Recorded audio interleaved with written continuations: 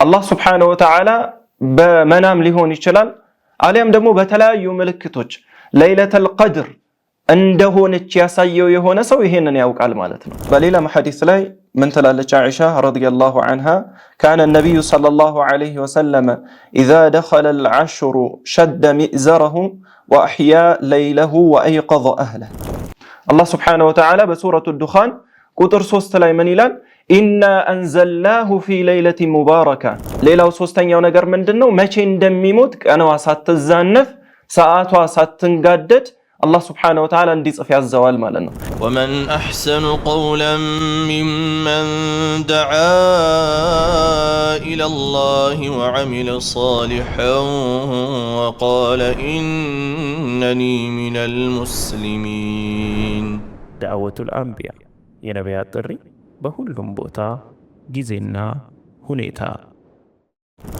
إن الحمد لله نحمده ونستعينه ونستغفره ونعوذ بالله من شرور أنفسنا ومن سيئات أعمالنا من يهده الله فلا مضل له ومن يضلل فلا هادي له وأشهد أن لا إله إلا الله وحده لا شريك له وأشهد أن محمدا عبده ورسوله أما بعد السلام عليكم ورحمة الله وبركاته ودنا يتكبراتشو يا دعوة الأنبياء ميديا تكتاتيوش الله سبحانه وتعالى توفيقه هونو የርሱ መግጠም ሆኖ የረመዳንን ወር እያገባደድን ያለንበት የሆነ ቀናቶች ላይ እንገኛለን። እነዚህ የተከበሩ 10 ሌሊቶች አላህ Subhanahu Wa Ta'ala የአመቱ ምርጥ ሌሊቶች አድርጎ መርጧቸዋል ማለት ነው።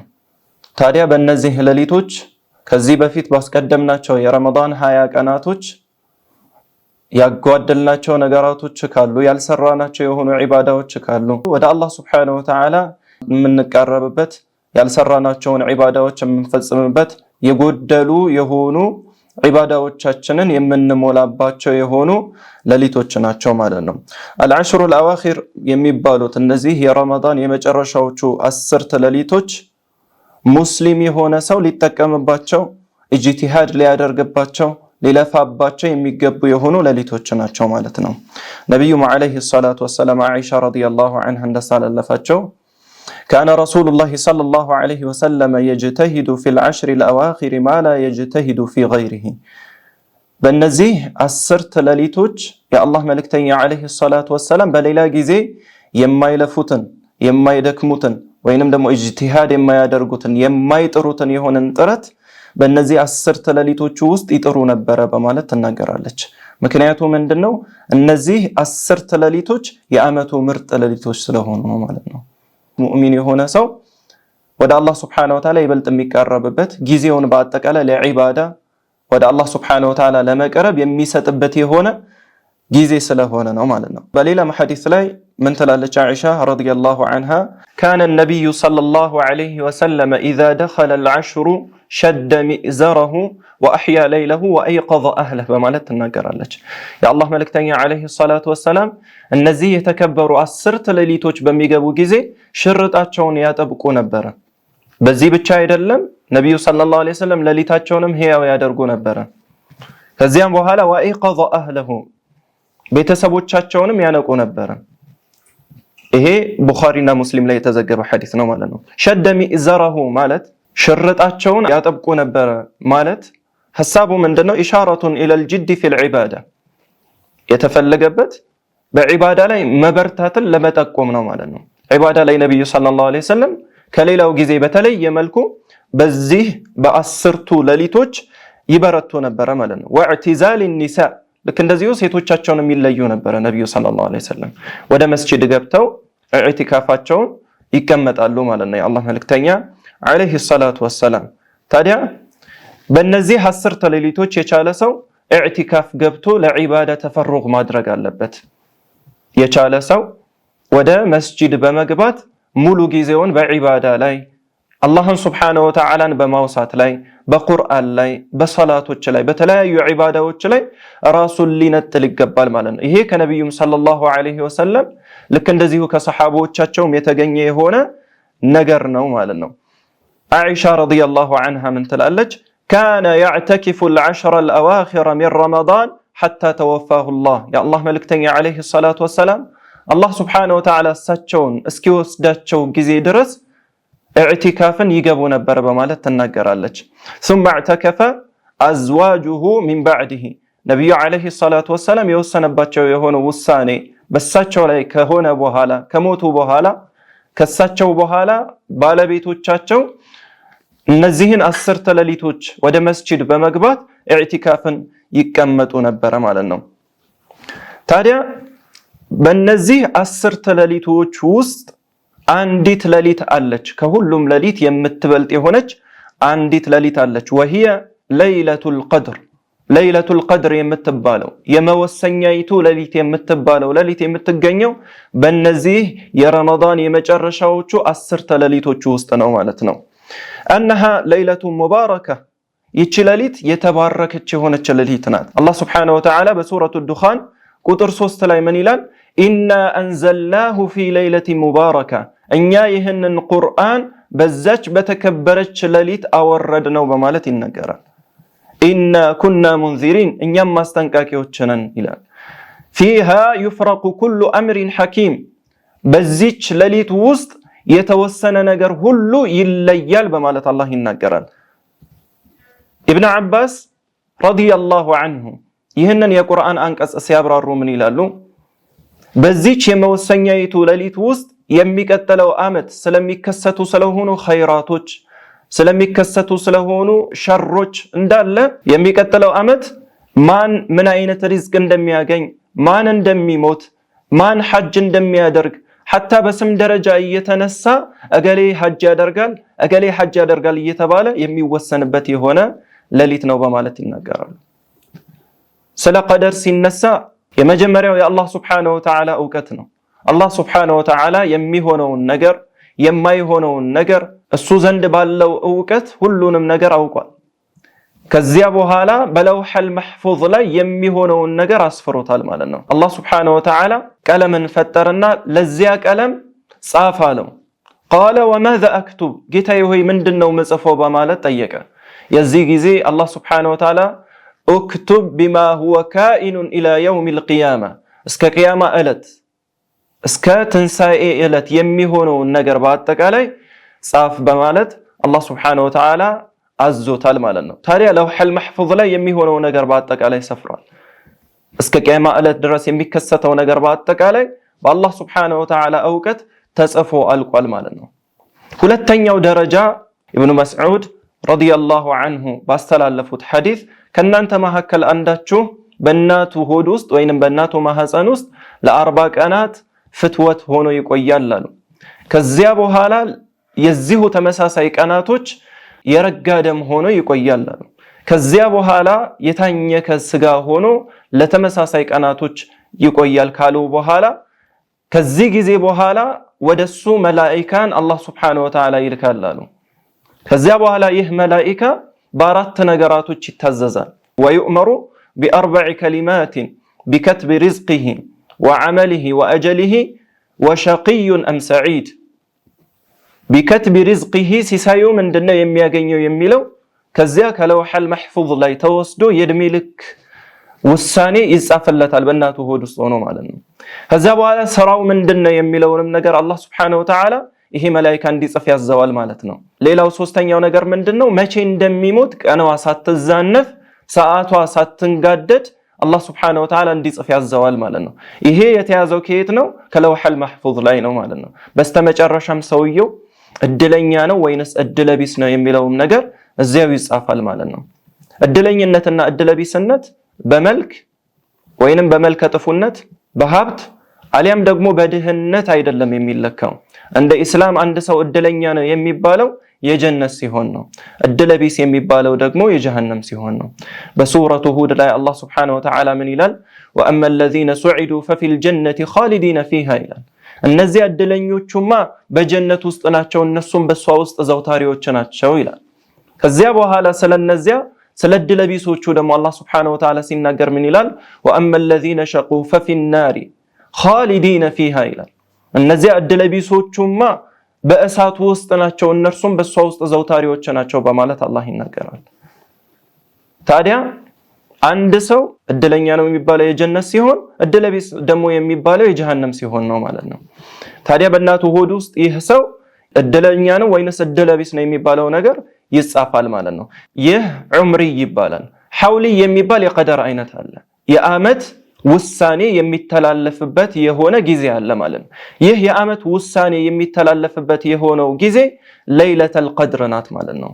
ኢብኑ አባስ ረዲየላሁ ዐንሁ በዚህች ሌሊት ውስጥ አላህ ሱብሓነሁ ወተዓላ የሚቀጥለው አመት ማን ምን ያገኛል የሚለው ነገር በአጠቃላይ ምድር ላይ የሚከሰቱ ክስተታቶች የሚቀጥለው አመት የሚፈጠሩ የሚከወኑ ክንውኖች በአጠቃላይ በዚህች ሌሊት ውስጥ ይጻፋል በማለት ይናገራል ማለት ነው። ይህች ሌሊት ከሌሎች ሌሊቶች ከሚለያት ነገሮች መካከል ሌላው ምንድነው? አንሃ ኸይሩን ሚን አልፍ ሸህር ከአንድ ሺህ ወራቶች ትበልጣለች። ለይለተል ቀድር ከአንድ ሺህ ወራቶች ትበልጣለች። ምን ይላል አላህ ሱብሓነሁ ወተዓላ? ለይለቱል ቀድሪ ኸይሩን ሚን አልፍ ሸህር። ይህች ለይለተል ቀድር የምትባለው የመወሰኛይቱ የሆነችው ሌሊት ከአንድ ሺህ ወራቶች ትበልጣለች በማለት ይናገራል። አይ አነ العبادة فيها أفضل من عبادة 83 سنة و4 أشهر። በዚህች ሌሊት ውስጥ የሚፈጸም አንድ ዒባዳ በ83 ዓመት ከ4 ወር ከሚፈጸም ዒባዳ የበለጠ የሆነ አጅር አለው ማለት ነው። ሌላው ይህች ሌሊት ከሌሎች ሌሊቶች ከሚለያት ዋና ዋና መለያዎች መካከል በዚህች ሌሊት ውስጥ መላኢካዎች ወደ ምድር ይወርዳሉ ማለት ነው። አላህ ሱብሓነሁ ወተዓላ ምን ይላል? ተነዘሉል መላኢከቱ ወሩሑ ፊሃ ቢኢዝኒ ረቢሂም ሚን ኩሊ አምር። መላኢካዎች ይወርዳሉ፣ ወሩሑ ልክ እንደዚሁም ጅብሪልም ይወርዳል አሉ። ጅብሪል እንደሚታወቀው አላህ ሱብሓነሁ ወተዓላ ትልቅ ደረጃ የሰጠው በመላኢካዎች ላይ የሾመው የሆነ መልአክ ነው። ጅብሪል ዐለይሂ ሰላም ነቢያችን ዐለይሂ ሰላቱ ወሰላም ስለሱ ሲገልጹልን ምን አሉ? ጅብሪል 600 ክንፍን ይዞ ወይንም ደግሞ የ600 ክንፎች ባለቤት ሆኖ ተመለከትኩት አሉ። አንዱ ክንፉ ቀድ ሰደል ኡፉቅ አድማስን ዘግቶ ተመለከትኩት አሉ። ከትልቅነቱ የተነሳ ማለት ነው። ታዲያ ይህ ጅብሪል ለዋህይ ታማኝ የተባለው ሙጣዕን ثم አሚን እዚያ አላህ ሱብሓነሁ ወተዓላ ዘንድ ያሉ መላኢካዎች ዘንድ ታማኝ የሆነ የሚታዘዙለት የሆነ መላኢካ ከነክብሩ በዚህች ሌሊት ይወርዳል። ለዚህች ሌሊት ክብር ሲባል ማለት ነው። ሌላው አንሃ ለይለቱ ሰላም ሊልሙእሚኒን ይህች ሌሊት ለሙእሚኖች ሰላማዊ የሆነች ሌሊት ናት። አላህ ሱብሓነሁ ወተዓላ በመናም ሊሆን ይችላል አሊያም ደግሞ በተለያዩ ምልክቶች ለይለተል ቀድር እንደሆነች ያሳየው የሆነ ሰው ይሄንን ያውቃል ማለት ነው። ለይለተል ቀድር ሰላማዊ የሆነች ሌሊት ናት። ኻሊየቱን ሚነ ሸሪ ወልአዛ ከክፉ ነገራቶች ከአስቸጋሪ ነገራቶች ሁሉ የጸዳች የሆነ ሰላማዊ የሆነች ሌሊት ናት ማለት ነው። ከማ ቃለ ተዓላ አላህ ሱብሓነሁ ወተዓላ እንዳለው ሰላሙን ሂየ ሐታ መጥለዒል ፈጅር እስከ ጎህ መቅደድ ጊዜ ድረስ ሰላማዊ ሌሊት ናት በማለት አላህ ሱብሓነሁ ወተዓላ ይናገራል ማለት ነው። ይህች ሌሊት ከሌሎች ሌሊቶች ለየት ከምትልባቸው ነገራቶች መካከል አንዱ ይሄ ነው ማለት ነው። ሌላው አነ መን ቃመሃ ኢማናን ቢላሂ ወቢማ አዐደሁ ሚነ ሰዋብ ሊመን ቃመሃ ወህቲሳበን ሊልአጅሪ ዐንደላሂ ጉፊረት ለሁ ዙኑቡሁ። ይህች ሌሊት በአላህ ሱብሓነሁ ወተዓላ አምኖ ከአላህ ሱብሓነሁ ወተዓላ የሚገኘውን የሆነውን ሰዋብ አጅሩን ተሳስቦ አላህ ሱብሓነሁ ወተዓላ በዚህች ሌሊት አላህ ሱብሓነሁ ወተዓላ ለመልካም ባሮቹ ያዘጋጀው የሆነውን አጅር አገኛለሁ ብሎ ከአላህ ሱብሓነሁ ወተዓላ ጋር በመተሳሰብ ቆሞ የሰገደ የሆነ ሌሊቷን በመስገድ ያሳለፈ የሆነ ሰው የቀድሞ ወንጀሉ በአጠቃላይ ይማርለታል ማለት ነው። ከማ ቃለ ሰለላሁ ዐለይሂ ወሰለም የአላህ መልእክተኛ ዐለይሂ ሰላቱ ወሰላም በሐዲታቸው እንደተናገሩት መን ቃመ ለይለተል ቀድሪ ኢማናን ወህቲሳባ ጉፊረ ለሁ ማ ተቀደመ ሚን ዘንቢሂ። ይህችን ሌሊት በአላህ ሱብሓነሁ ወተዓላ አምኖና እርሱን ተሳስቦ የቆማት የሆነ ሰው የቀድሞ ወንጀሉ በአጠቃላይ ይማርለታል በማለት ይናገራሉ ማለት ነው። ፈየንበጊ ሊልሙስሊሚ አን የጅተሂደ ዐላ ኢሕያኢ ሃዚሂ ሌይላ ይህችን ሌሊት ሕያው አድርጎ በማሳለፍ ሙስሊም የሆነ ሰው ሊተጋ ሊለፋ ሊጥር ይገባል ማለት ነው። ወየተሐረሃ ፊ ለያሊ ልዊትር ሚነል ዐሽሪ ልአዋኺር ከአሽራል አዋኺር ከመጨረሻዎቹ 10 ሌሊቶች ጎዶሎ በሆኑ ቀናቶች ደግሞ ለይቶ ሊፈልጋት ይገባል ማለት ነው። ሊጠባበቃት ይገባል ማለት ነው። ምክንያቱም የአላህ መልእክተኛ አለይሂ ሰላቱ ወሰላም ምን ብለዋል? ተሐረው ለይለተል ቀድሪ ፊል ዊትሪ ሚነል ዐሽሪል አዋኺር ሚን ረመዳን። ለይለተል ቀድርን ከረመዳን ወር በመጨረሻዎቹ 10 ቀናት ጎዶሎ ቀናቶች ፈልጓት በማለት ተናግረዋልና ማለት ነው።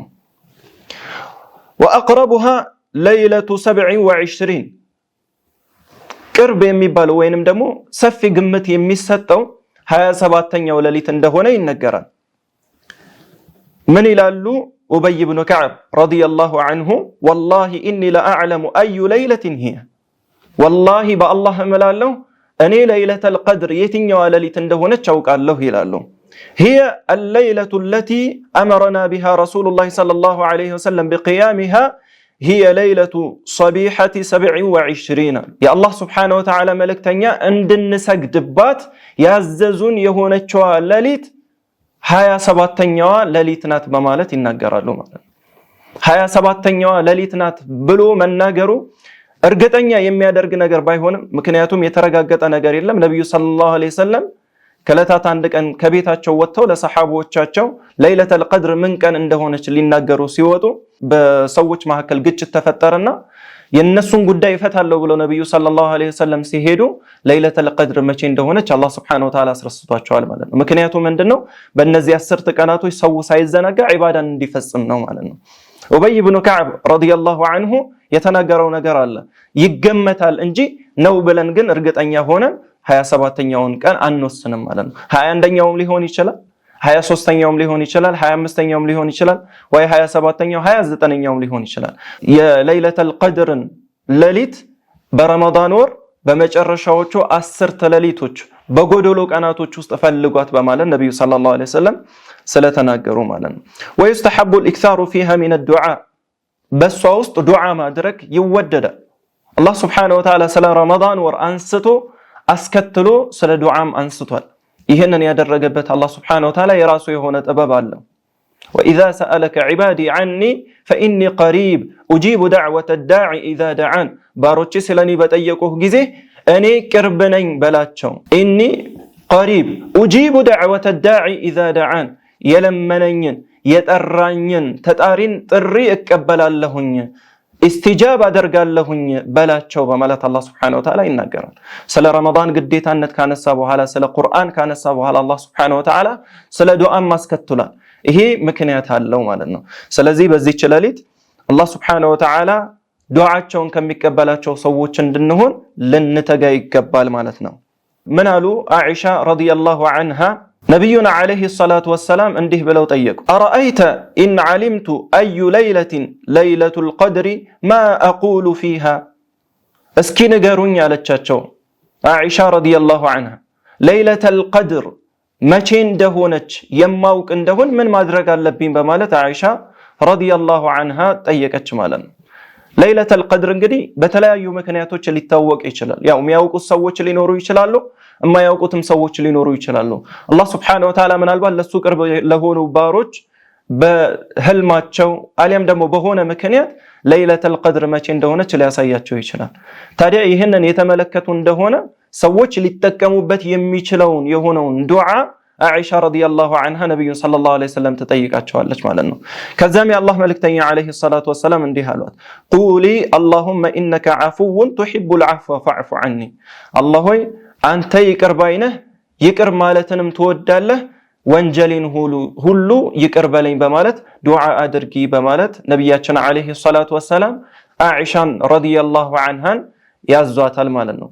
ታዲያ እኛም ከዚህ ሐዲስ ተጠቅመን በለይለተል ቀድር እነዚህ የዊትር ቀናቶች በተባሉት ሌሊቶች ይህንን ዱዓ ማድረግ መዘናጋት የለብንም ማለት ነው። በዚህ ሌሊት ልንጠቀምበት ይገባል። ተኝተን ልናሳልፍ አይገባም፣ ልንጠቀምበት ይገባል ማለት ነው። ስላለፈው ነገር አላህ Subhanahu Wa Ta'ala ፊት ቆመን ወይ እንጠይቅበታለን አሊያም ደግሞ እንመነዳበታለን። ስለ ወደፊቱ ደግሞ ኡምንያ ነው፣ ምኞት ነው። ምኞት ማለት ልክ እንደ ጉም ነው፣ አንጨብጠውም፣ የነገውን አናውቅም።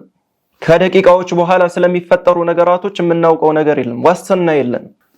ታዲያ ዋስትና ያለን መጠቀም የምንችለው አሁን አላህ Subhanahu Wa Ta'ala በሰጠን በሆነው ቀን ነው ማለት ነው በዚህች ሰዓት ነው ማለት ነው ስለዚህ ሰዓታችንን ልንጠቀም ይገባል ማለት ነው ስለሚቀጥለው አመት እንቆይ እንኑር አናውቅም ምናልባት ያለፈው አመት ካጠገባችን ሲሰግዱ የነበሩ በርካታ ሰዎች አብረውን ሲያፈጥሩ የነበሩ በርካታ ሰዎች አልፈዋል አፈርን ተራስ አድርገው ተጋድመዋል ማለት ነው ታዲያ የሚቀጥለው አመት ምናልባት እኛም ከነሱ ልንሆን እንችላለን አናውቅም ስለዚህ በዚህ ሰዓት ልንጠቀምበት ይገባል ማለት ነው جعلني الله وإياكم من الذين يستمعون القول فيتبعون أحسنه والسلام عليكم ورحمة الله وبركاته ومن أحسن قولا ممن دعا إلى الله وعمل صالحا وقال إنني من المسلمين دعوة الأنبياء ينبيات الري بهلهم بوتا ጊዜና